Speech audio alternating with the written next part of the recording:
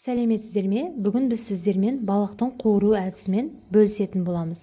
Ол үшін бізге дәл осындай кез келген балықтың түрі қажет болады. Менде бұл жерде сазан балығы. Осылай бірнеше бөлшектерге бөліп аламыз, өзіміздің қуыруымызға ыңғайлы болу үшін. Балығымыз дәмді болу үшін маринад жасайтын боламыз. Ол үшін бізге бір жұмыртқа, жарты стақан су,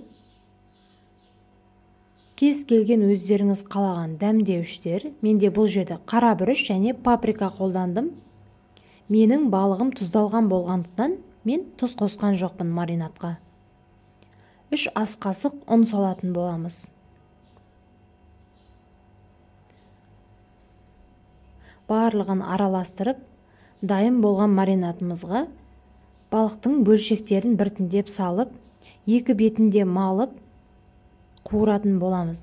Немесе мен сияқты жарты бір сағатқа осылай қалдырып қойсаңыздар болады. Балығымыз тағы да дәмдірек болу үшін. Енді осылай қызып тұрған табамызға балығымызды салып аламыз. Екі бетін қызартып қуырамыз. Оттың мөлшері орташа дәрежеде болу қажет.